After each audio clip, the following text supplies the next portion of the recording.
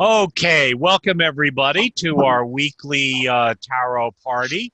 My name is T.G. Tarot, also known as Tony the Tapper, also known as Tony Parker. But tonight we have a special treat for you. We have a master psychic, Alicia Rose, who also has several monikers as well, who's one of the top advisors on the internet. If any of you kind of cruise the internet, her name is predominant in lots of network sites and elsewhere. Has a very interesting history and background, and has a very wide and interesting practice.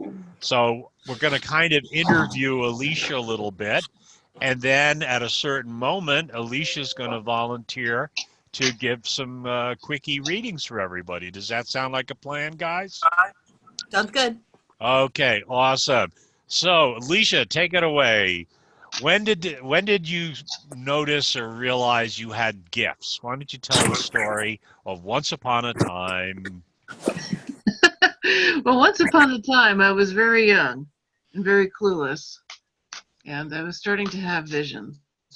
And unfortunately, when you're about 3 years old, because that's about as far back as I can remember, you can't really verbalize things to the adults too well. So what I could tell them is that I saw something. And unfortunately, when I'd have the vision, it would knock out my eyesight and my hearing, and I'd fall. And which was kind of brutal because, I really had no concept of what was going on. And, they would be like, oh dear, well, maybe there was that branch down there. Maybe that was what you tripped over. That's what I thought it was. So, I realized my experiences were not other people's very early in life. That nobody else was going through whatever I was going through. I didn't have a name for it, of course. I just knew that what I was experiencing was different. And what age was this? You said about, I mean, About really, really three. young. Yeah, really, it wasn't until I became older. I think it was maybe about 8 or 9 when I finally had that last big vision, and then they Now, were stopped. these It stopped doing that. premonitions or predictions or just kind of, No, it was a series of images, and it was okay, always the same thing. I mean, these days you'd call it a video. That would be like a whole bunch of series of images that were back to back. And I had no idea what in the world I was even seeing, but it was were always the these same thing. beings like, were you seeing spirits or deceased, No, that's deceased? separate. That's seeing spirits is separate. The Uh-huh. visions were I think perhaps in some way it was playing out things that were from my future. Aha, okay. It was So a there was whole this bunch of kind of information that all premonition. came Hmm. all once. Um, it wasn't until I heard about the concept of a heyoka where I said, you know what, maybe that's me. I seem to be living life a little backwards here.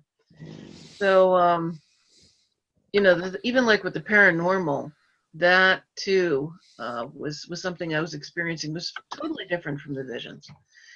When I realized that I was hearing things and sometimes I see things, and when things like a piece of clothing goes up from one side of the room and flies across to the other, and you're like, whoa, wait a minute, it's not supposed to do that. And you go to wake up your parents, you're like, oh my gosh, what did I just see? And they're like, Alicia, you were dreaming. I mean, this is the story of my life. Everything was, oh, Alicia, there must be some logical conclusion. At one point I was having some kind of conversation with a spirit, and I went to my mother and I said, I don't know who I talked to, but I think I might have talked to God. And my mother said, well, you can't talk to God. People don't normally talk to God. It was only, like prophets that talk to like burning bushes or something. And I'm like, what? So, my family really had no idea about any of this whatsoever, what I was experiencing. It wasn't until I was in my teens that I was starting to watch things like on ESP. I said, okay, I think this is what I got. And that was when my mother started to clue in on the idea that, yes, indeed, I really was picking up on things. Yes, indeed, I really was having visions. Yes, I did see sometimes stuff before it happened. It actually was real. So it was very strange, kind of coming of age and still being psychic and still having experiences. but not any experience with how to deal with any of it. And of course, I had no guidance, no advice whatsoever, so I was totally on my own. It wasn't until I met Zanoni Silverknife when I was 19. It was also the same year that I started doing Reiki that I really started to clue in on that there might be something more to a lot of things. That really opened me up. It wasn't until a year later I decided I was on that Wiccan and pagan path. I wasn't quite clear what I was doing or what I would call myself. But I knew that this is where I was going. So I think really Zanoni was very influential. She was also the first person that did a tarot reading for me. Oh, And really? everything in that reading came true. And in fact, the last bit of it came to pass just, about 4 years ago. Okay. So a lot of different influences, but I will tell you, it was very difficult growing up with this when there's nobody that resonates. I mean, the only thing that really did resonate was watching a lot of specials on TV about things like Native Americans, because, I connected with a lot of things, including things that people normally don't connect with, like a tree. Mm-hmm. I had my favorite tree in the backyard. I woke up one day and I heard the tree screaming, and I bolted out of bed and I ran out. My father had already cut the thing down. I'm like, why did you cut down my favorite tree? So it started to make sense at around 19. Yeah. When did you start to gravitate towards people like us? When did you sort of join our tribe, as it were? When did you start reaching out, as it were? I really didn't join anybody's tribe. That was the whole thing. I did a lot of it on my own and with the boyfriend. Mm. And, we tried to even do things like practice together, although we didn't know what we were doing. Our very first Beltane, we tried to go out and sneak out to a park in the middle of the night, and the boyfriend was going to shoot a flaming arrow into the water, and everything was going to be very dramatic. And my friend danced, and then she danced off a hill. So we had to take her to the hospital for a broken arm. So that ended our first ritual that we were going to do. So, we didn't really have a tribe. There was nobody around. Zanoni had moved back to the West Coast. The only people that I knew that were self-defining as pagan were in the SCA. And they didn't know very much, I think, any more than we did either. So there wasn't a real community here. Mm-hmm. There wasn't even really a psychic community. There wasn't a lot here. Connecticut was kind of a desert. It wasn't until about 10 years later that the community started to form. Okay. So, and that also changed everything for me too, because I had been on the internet and we had gotten together with some friends one night and we decided to do a Samhain ritual in the backyard. And we had gotten together, some of us off the internet, some of us were a connection from a previous networking group that didn't last for too long. Mm-hmm.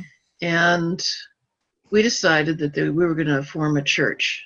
We were going to form a pagan church. So we were the first one in the state of Connecticut to do that. Mm-hmm. So I would say the greatest thing that changed me overall was leading ritual, working with it constantly. Mm-hmm.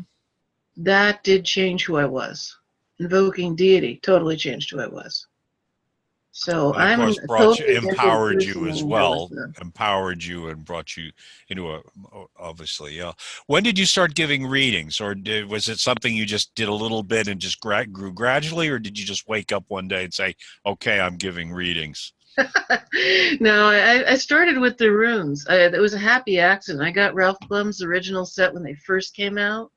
I was all excited. I thought it was this Tolkien thing, and I'm like, what is this divination? You can tell the future with these things? What is this? So, that was my first introduction. So I was playing around a bit with the runes. Mm-hmm. I met Zanoni. I got an interest in tarot cards because of her, because she did that first reading. Mm-hmm. So I played around with my boyfriend's cards for a little while. Then I got my own deck. Okay, and just for curiosity, what decks were you using when you started? What were the first decks? I'm not sure. My boyfriend had Rider-Waite, and then we had something else. We had some other tarot deck. And then the deck that I really started working with, I think it was like my second deck, actually, that I had. It was the Hanson Roberts deck. It Okay. was a pretty deck, and it didn't have, most of the images were not terribly frightening to read for with people either. So I read for myself at first, a little bit for my boyfriend, tried my friends, and then I got really brave, and I read for the public for the first time when I was 28. Okay. You know, Awesome. and I found out I was actually pretty good at it. Well, was this at like a psychic fair or online or? No, it was desperation. I needed a way to bring in extra money. My boyfriend and I, we had gotten this huge house that we couldn't afford to heat. So I was trying to do anything I could to bring in money. So I put an ad in the local little weekly newspaper. Okay. That was very alternative. And I started getting in people readings at the house. Oh, so this would be like face-to-face readings at your parlor.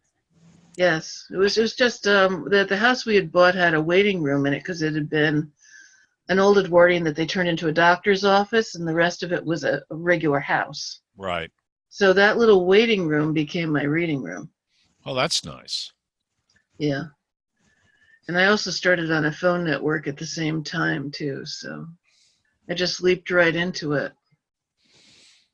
And I never stopped. Oh, wow. That's great. And that was a gazillion years ago, right? How many?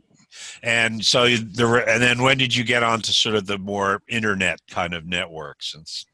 That's been fairly recent.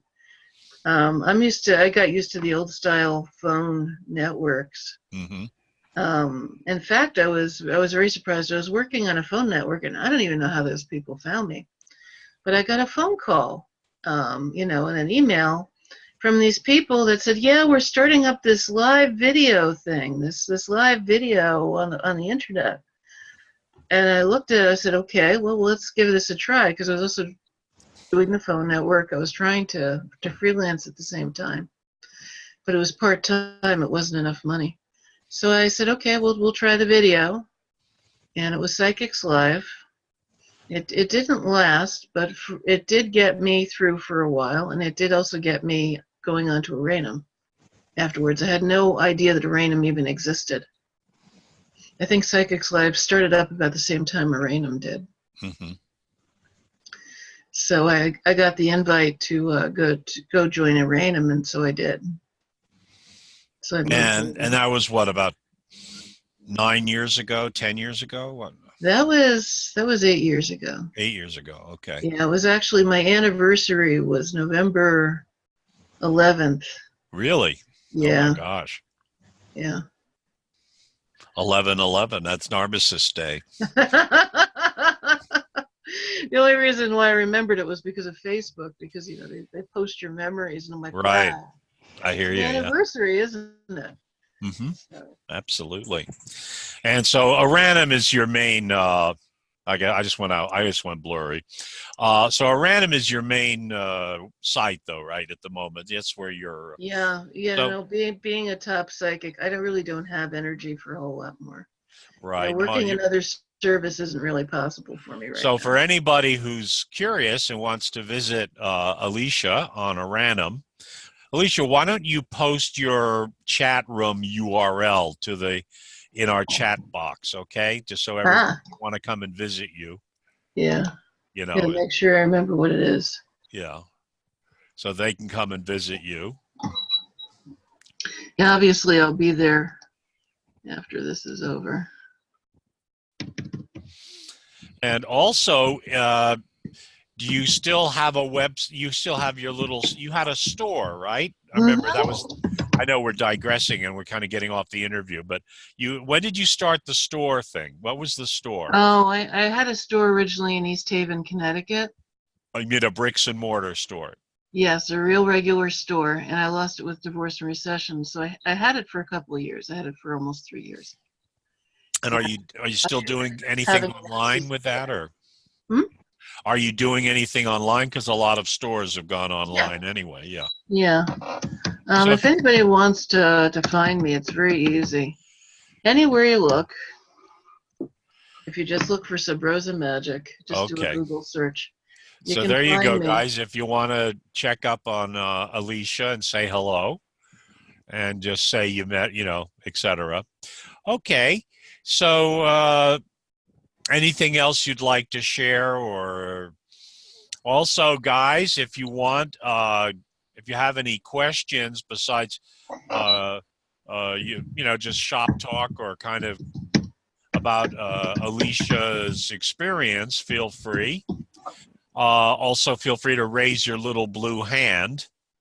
I think the way to do, there is a way to raise your little blue hand. I think it's *9 or *6 if you're on a telephone. Mm-hmm. And I think Tana's figured out how to raise her little blue hand. All right, Aaron, I muted you because you were getting feedback. I think there was Oh, Aaron was getting feedback. I can unmute, but if there's still feedback, Aaron, I'm going to mute you again, okay? But I'm just going to unmute Aaron. And would anybody, I think Tana raised her little blue hand, and so did Aaron. mm-hmm. So go take it away, Alicia. You're in charge. Say hello, and guys, Hi, carry Tana. on. Oh, hi, Alicia. It was interesting hearing about you. Oh, I was hoping for a quick read on, I have some things coming up regarding my relationship with a guy named Don, and I was hoping I can get some information on you because he's a little cryptic. all right. So what is it exactly you want to know about him? I'm Well, pretty direct. is he going to follow through? Follow through on the relationship or something specifically? Well, we're supposed to meet up this week. And like I said, he can be a little bit mercurial about things, and I'd like to know if it would be a beneficial relationship for us and for what it is, and just anything that will help me keep a sane mind while like right now when I'm not hearing from him. Well, I think the one thing you got to do no matter what is focus on you and your own internal balance. Yeah. Stay grounded, because he's not going to. Okay. He does have some power and control issues. Mm-hmm. And I think that sometimes he is totally unreasonable. Mm-hmm. I think for you, I'd love to tell you it's going to be a beneficial relationship, but I also think he's not forever. And I wouldn't try and depend on him too much for things, Mm-hmm. because he's really immature. Really? There's an aspect of him. It started out as a relationship with definite limits already set into it, and that was fine. It was just I'd like to commence. I'd like to move on forward with the relationship, whatever it turns out to be. But yeah, my sense is that it's not forever. I would like it to be right now, though. You would like it to what? It might not be forever, but I'd like it to be right now. Well, I think it can only be for right now. I think this is what you've got. You've got the moment. Yeah. So. Will he follow through this week, though? Well, it looks like his intentions are good. Good. Okay. But I think he might not get the whole enchilada. He may follow through on something, but not everything. Okay. Okay, that's good. Thank you. Sure. Awesome. Okay, excellent. Anybody else? Oh, Erin raised her little blue hand. Hello, Erin. You there? Hi.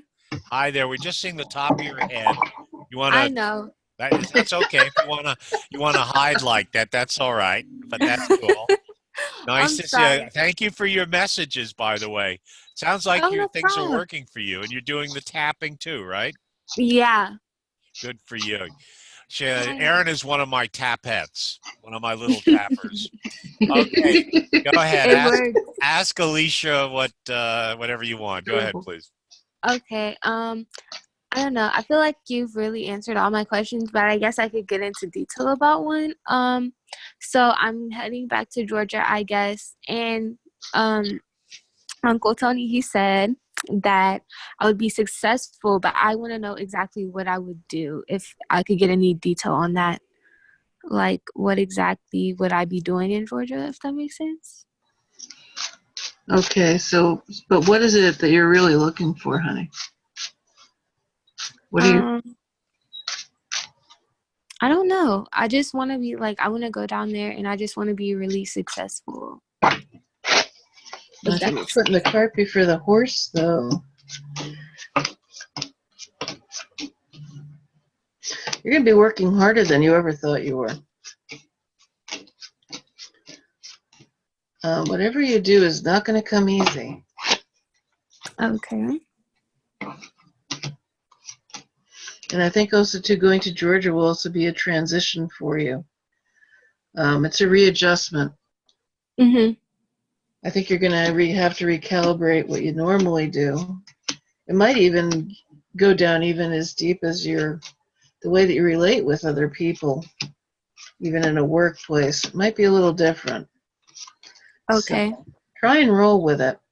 I mean, even for myself, coming from New York State and coming to Connecticut, well, Connecticut's like a whole different country. Mm-hmm. I had to readjust. I think in this sense, you're going to have to readjust too. Okay.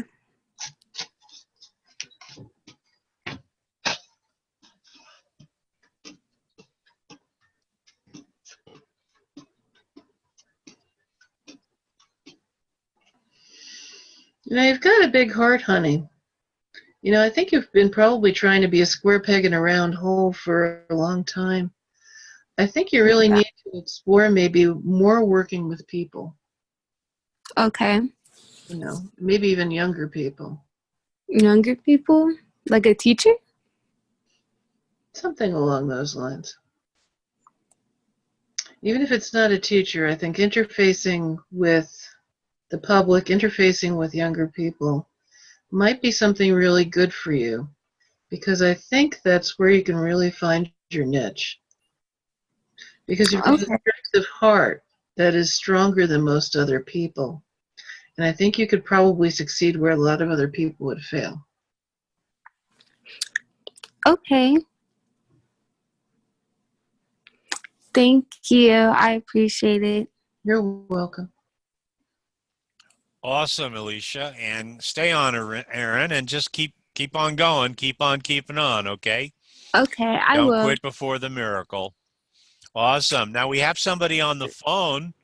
0429. Hello, how are you? Hi. Hi, how are First you? name, dear? Tasha. Hi, Tasha. And carry on. Talk to Alicia. Hi, Alicia. Hi. I would like to ask a question. How do I become unstuck? Well, Or the first thing you have to do is realize that words have power. I know. I know. I just told my friend that. I just told her, like, I don't like to say it, but I'm trying to describe it. Like, all right, how can I make things make more sense, better sense, more clarity? Is that? Well, I think at this point you have to consider yourself that you're not even stuck at all. It's an illusion. Right. You have to change the way you're looking at it, change your energy, change your attitude towards it. Because it's almost like you're putting yourself in jail. And you don't have to do that. There's no reason for it. Every single minute of the day, there is something to acknowledge, something to be grateful for, a connection that you can share with another person. You're not stuck at all. You're going to keep moving forward whether you like it or not. That's the way time works. It's just a matter of when are you going to get out of your own way. There's an occult term called the dweller at the threshold. And sometimes the path gets really rough the closer that you're getting to your success, the closer that you're getting towards the next level. And I think you have to get out of your own way here. I know. You are blocking yourself. Nobody is blocking you. The universe is not blocking you. Not even other people are really blocking you. You just have to make that decision that I am no longer stuck. And it doesn't matter what you do. You could do something wild. You could suddenly decide that you were going to go for a job that maybe you hadn't thought of going for before. You could decide to change some relationships and meet some new people. You can step out of your comfort zone and into a whole new reality anytime you want to. Right. You just have to get out of your own way to do it. Okay. Thank you so much. I really appreciate that a lot. Awesome. You're welcome, sweetie.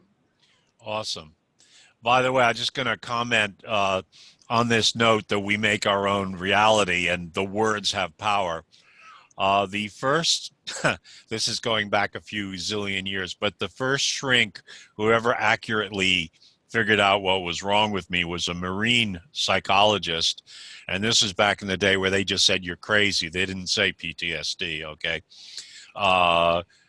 He said to me, you probably either say to yourself or express self-hatred at least 300 times a day. You're your own, you defeat yourself. You hurt yourself more than anybody could ever hurt you. And he said to me to stand in front of a mirror and say, I love you 300 times, just to reset the needle to zero. Thank you so much. Thank you. There's nothing wrong with standing in a mirror and just say, I love you, or I have power, or I am beautiful, or I am wonderful, right? Anyway, enough from me. Stick around and do come back next week, because I'm going to be interviewing a psychic every week, another star every week, okay? And we've also got Jan. Jan, you still there? Hello? Yeah, can you hear me? Yeah, Jan, how you doing? Welcome. What would you like to ask Alicia? Do you want to show us your pretty face, or you want to stay behind the veil? I'll stay behind the veil. Okay. Go ahead, please. Oh, I don't know. I suppose just whatever you see. You want something more like a general reading? Sure. All right. Yeah, this isn't something I get to do a lot anymore. Working on a service, people like their meat and potato readings, They want all the basics. They don't want to have a general reading. But in my own practice, I've always done a general reading before I went into questions. Just simply because it told me so much of what was going on in that person's life. It's not an overview. It's a way for Spirit to speak to tell you what you want to know. No, excuse me, not what you want to know, but what you need to know. Sounds good. Oh, there's a lot of anxiety there. You can't keep self-doubting yourself, honey. If you make decisions, you have to make them a little bit more boldly. There's never going to be a perfect decision. That came up right away. So when you make your decision, just move forward with it. Acknowledge the fact that it was your decision. It's good. And don't second guess yourself so you don't trip yourself up. You have to remove yourself from the attachment that, well, maybe I could do things in a different way. So this means acting differently. But Goethe said, be bold and mighty forces will come to your aid. And that really is true. I think that if you just decide to pretty much take your life by the reins and go forward, you're going to have far different results. There's also a need for belief in the self. There's a need for, we were talking about the self-love. Sometimes it's not even just self-love. It's something a little bit deeper than that. It's about knowing who you are. Now, one of the things that I get sometimes is the strength card when it's reversed. It always makes me think of that cowardly lion in The Wizard of Oz. But the truth is that the lion wasn't cowardly.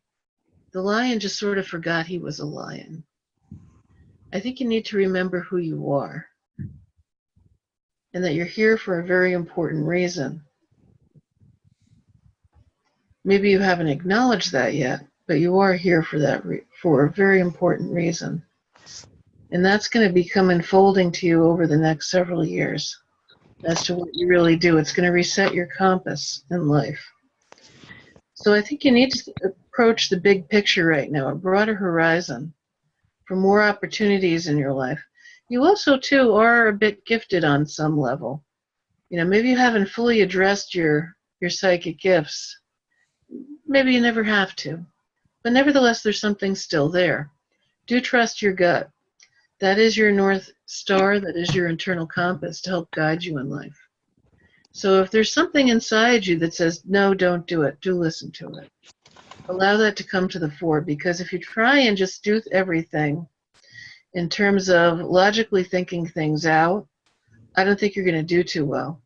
If you allow your intuitive self to step forward and start making some decisions for you, I think you'll notice that you'll have far better luck.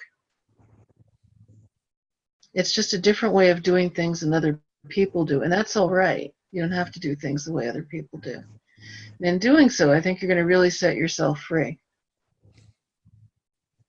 You don't have to hang on to everything so tightly anymore. You don't have to be afraid anymore. So once you start living your life a little bit bolder and with purpose, and remember who you are, that's going to put a lot of things into focus for you. And then you're going to really start getting what you want out of life. You have to remember it's a journey. Life is a journey. You need to explore it. And that is the message that I've got for you. Thank you. That was awesome. That was awesome, Alicia. That was gee, can I have a reading? Me.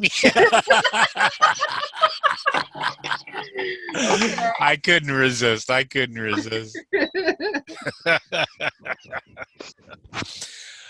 think you did awesomely. Thank you so much, Alicia. By the way, does anybody have any other kind of questions besides readings? Just I mean, we're kind of getting, we're kind of ending early tonight because there's not that many people on, because we moved pretty quickly. But if there's any chatty questions you'd like to ask Alicia, please feel free. Okay, going once, twice, no little blue hands. What can you say that last part again? Sorry, Tony. Any chatty questions? What I meant by chatty is, questions about her craft or her skill or where she practices or, etc. What, Alicia, right? Mm-hmm. Yeah. How did you get, because I feel, where did you practice to help you obtain your skill better?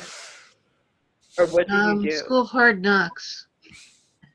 Oh, you came in later, didn't you, dear? Well, basically, Alicia had given us her little life story, but go ahead. If you can give her a quickie, Alicia's life in 39 seconds or whatever. Well, That's kind of difficult in 39 seconds, but suffice to say, I'm primarily, I'm self-taught, Nobody was teaching at the time. We had books. That was about it. I started with the little pamphlet that came with the cards. I started with the runes first, though. So I kind of dove in. It's kind of like everything else I've done in life. I've put the cart before the horse and somehow made it run. Right. I've also been working solidly for the last 8 years doing video readings. And not just a few hours, a whole lot of hours. I'm doing about 70 hours a week on Aranum right now. That does make changes. I've had to push myself out of my comfort zone to do whatever my clients needed me to do. So. Right. Sounds great. Thank you. You're welcome. That kind of in the trenches work, I mean, it's a grind, but it does really, you get to hone your craft, as it were. I mean, it helps if you've got a gift to start with. Yes, it does. Yes, it but, does. Having to really deliver in the hot spot really hones your craft and your art of delivery and your presence and presentation, which you, of course, are a master or a mistress of, But so there we go. If anybody else have a question for Alicia? By the way, is anybody else here a practitioner? Tana, are you a practitioner? I read cards and I do energy healing and things like that. Right. Awesome. Well, that's good to know. Uh, any bits of advice for anybody who's a practitioner or thinking of becoming a reader or a psychic or any advice you'd like to hand out, Alicia?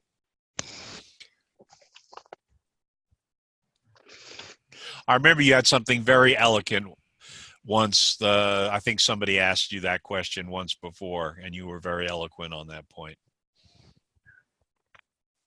Oh, we were talking about the grace comment? I think so. I can't remember. It was sort of a piece of advice for anybody who's beginning and wants to be a psychic or wants to be a healer or a practitioner. And there was somebody you were quoting, if I remember correctly. It's not important, but I don't know if you don't have it at the tip of your tongue, don't worry about it. Now, there's a quote from Stevie Nicks. I really like Stevie Nicks. There was a quote from an interview of hers, but she was talking about it was grace that carries us forward. You know, that it wasn't how pretty you were or how you looked or, you know, what you wore. You know, it wasn't all these other things that people seem to think are important. It's grace. It is grace what really carries us forward as, you know, as spiritual practitioners, as readers. You know, so I'm kind of paraphrasing that because I don't have the exact quote in front of me. But I do believe that that is the secret sauce that helps take you forward. Mm-hmm. Absolutely. Excellent. Well, listen, Alicia, go ahead, dear. Go ahead. I want to say, can I ask one more question? Before you start doing cards and everything, is there anything that you should do before, like, so you don't go on the other side? Because I was thinking about doing reading or cards too, and I just want to make sure it's safe. How do I go about that? Well, it might be safe for most people. I already had a gift for mediumship long before I was reading cards, which is also spooky. But I found out I became very open when I was reading the cards. It wasn't the cards that did it. Cards are just tools, you know? Yes. However, I became so open during readings that I started to accidentally channel in the middle of a reading, and it was really quite scary. You know, when you have somebody's grandmother grab you from behind and squeeze, and you have to give out that message, otherwise you just don't know what's going to happen because you're squeezing it and you can't breathe. Right. And then so, you know, I got out the message, but you know, it was disturbing. I do mediumship now. I do it primarily through clairaudience because channeling is not for the faint of heart. It's too much on me.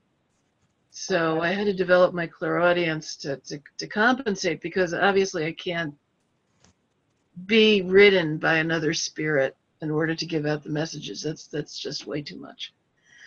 So I would say to be careful. If you have a gift for empathy, if you have a gift for mediumship, you have to be careful of your other gifts that they don't somehow overflow into your reading. You have to create boundaries for yourself. Okay. You might even have to create boundaries for the dead. Whatever you need to do for yourself to keep yourself safe, to keep yourself mentally protected, do it. Absolutely. I think you hit on a very important point, Alicia, and that's called safety. And I know it sounds weird, but if you join any magical society, they probably make you spend the first 2 years practicing safety before they let you near the big kid toys. Right? I mean, you know, if you join Thelema or OTO or, you know what I mean, Golden Dawn, you spend a year just practicing safety. And because I've seen, and I'm sure Alicia has seen, people go quite seriously mad, crazy. Yes, I have. Because they're dealing with forces and powers that, frankly, most of us don't really know much about and are not particularly well handled, you know, able to handle them properly when we first start off. So start at the shallow end of the pool. Okay. Yeah. Meaning? Buy a deck of cards and fool around. But Okay. I'd stay away from ritual unless you have a real guide, a real master or mistress or priestess, somebody to guide you. And they'll probably say stay away from the big kid tools for a while. Okay. Right, Alicia? Great. Do you think? No, I'm kind of a daredevil. I didn't know any better. I just dove into the deep end of the pool and somehow survived the experience. So. But you've seen people get really Oh yeah, damaged. I have. I've seen people that get ridden by spirit that they can't get rid of whatever is riding them, and go quite crazy. I mean, and sometimes, unfortunately, pass away. that too, yeah. Yeah. And 'Cause- often on the way hurting themselves or lots of other people. Oh, we got somebody's Mrs. Vanderbilt. Hi, Miss Vanderbilt. Hello? Oh, well. Hello? Okay, not. But again, any deck, whether it's the Rider, I mean, everybody starts with the Rider or the Hanson Roberts, right? And then you gravitate to whatever deck works for you. You know, you can buy a Rider for what, $10 or $20 now? Yeah, Okay. they're pretty cheap. Yeah. You know, and it's as good a deck as any. It's got everything there. It's a little hidden, which is why everybody thinks it's kind of a retarded deck because it looks like a cartoon, you know. But the truth is, it's got everything that every other deck has, you know. Mhm. Yeah. It's got all the symbols. I was thinking about getting the Rider for my first deck. It's as safe a bet as, I mean, you know. I would stay, you know, again, eventually you'll gravitate to whatever decks you like. I mean, I have over 50 decks, which I collect. These are rare antiques and yada, yada, yada.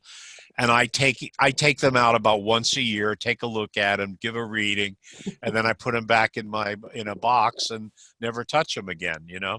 You sound Yeah. like me. You know? And this is my street deck, which is a dirty old Rider deck I've had since '71. Whoa. This is, you know, it's kind of, you know, dirty and sweaty, and that's my street deck. You know, but you know, my fancy decks I take out once a year, go ooh ah, right? Show off to my friends, and then I never use them.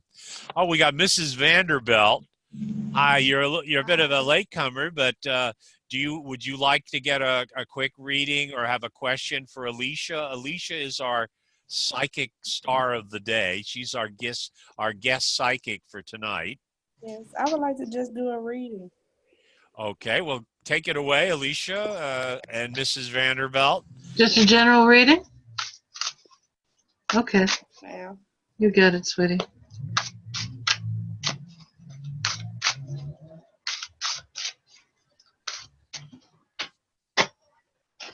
Got an energy about you, sweetie. Now.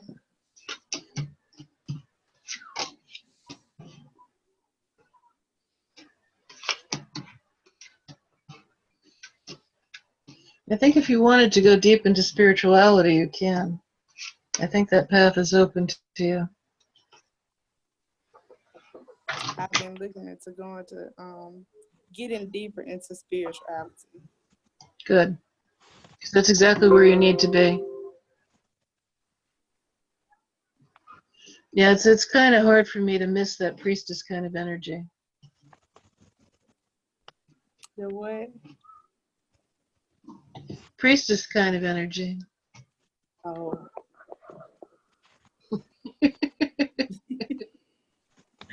But I've been trying to get very deep into God and find my spiritual and tap into my spiritual lady that's inside. I have. Well, keep going. I think you're going to get there, sweetie. Things will show up in your life when they're supposed to. Yes, ma'am. Looks like you've had some real trouble with people from before. Sometimes men trip us up too in life, and we don't mean that to, but you got to pick on up and keep going, honey. Yes, There will be new things that come into your life. And it looks like that there's some serious love ahead for you. You have to keep fighting. You have to keep moving forward. I mean, there's times I think you probably want to give up on stuff, and maybe you don't want to try, but you can't. You have to be a warrior. You have to keep moving forward. You have to keep fighting. That's what you have to do. You can't let anybody get in your way. You can't let people stop you. Yes, ma'am. Yeah. I've been cause me and my boyfriend now, we've been together 10 years. It's talking about getting married in April. But I feel like my mom's gonna try to hold me back like she been doing. Oh, I'm sorry to hear that. But I ain't gonna let it stop me. No, you have to live your life for yourself, honey. You have to live it on your own terms.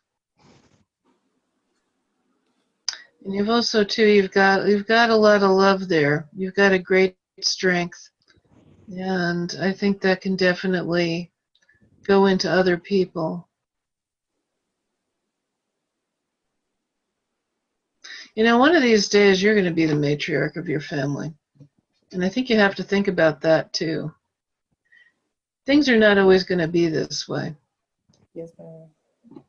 So learning how to do all the hard stuff now will probably save you a lot of trouble later.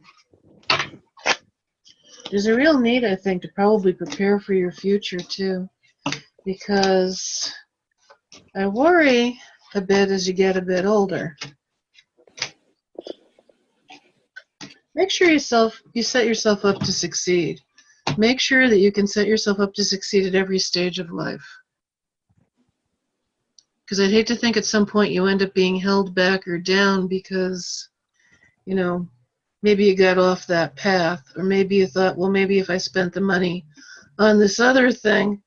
I think you need to think in terms of your own future, because I think you're going to be around for a long time.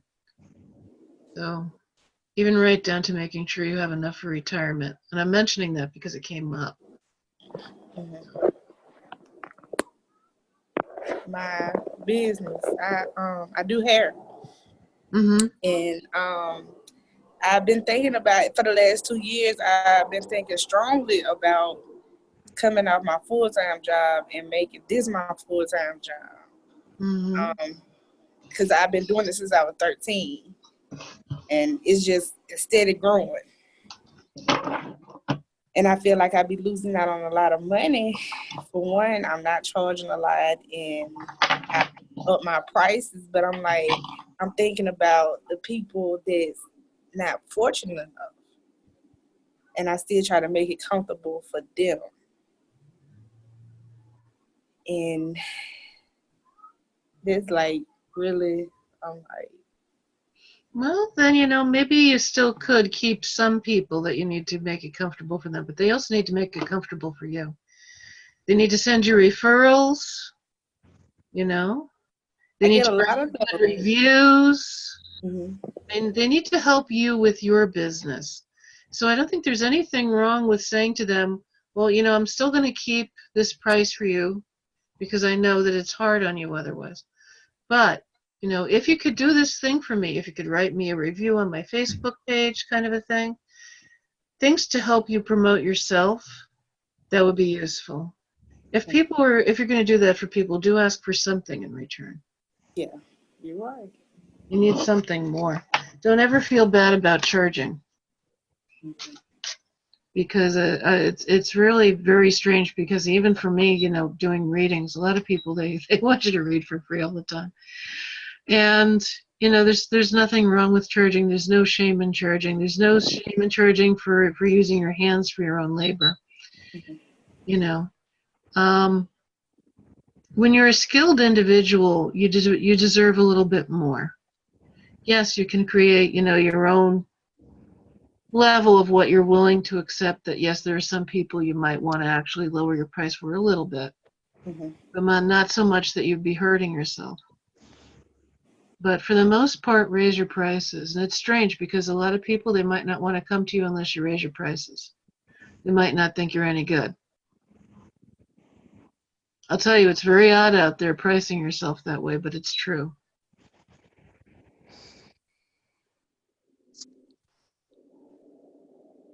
I can concur. I have better quality clients when I with the higher paying clients actually treat me and my work with more respect, and they're more interested in what I do. I don't diss people who can't afford it, but I've cut down on giving away free readings and free services. I thought I was trying to save the world and be a good guy, and I just got a lot of people who took advantage of me and frankly disrespected my gift. Yeah.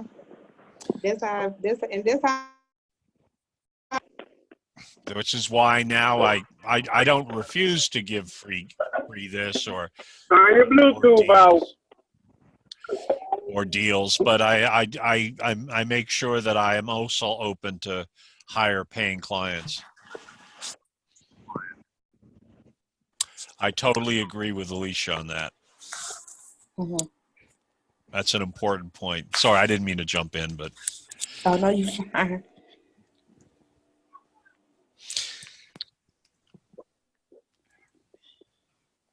Okay, how are we doing? Is that kind of is that the end of the reading for her, for Mrs. V? Okay, well, Alicia, again, thank you so much for volunteering and showing up and sharing your gifts, and everybody else, thank you for showing up. We will be back again on next Wednesday, 9 o'clock Eastern. Maybe I'll have a guest psychic, or maybe you're just stuck with yours truly. Who knows? You'll find out. If I get somebody, I'll let you all know in advance. So guys, namaste, blessings. Have a happy, prosperous, abundant, love-filled Turkey Day tomorrow. Gobble, You gobble. too. Have a happy Thanksgiving, You too. everyone. All Love right. you all. Thank you. Blessings. Bye. Take care. Blessings. Bye.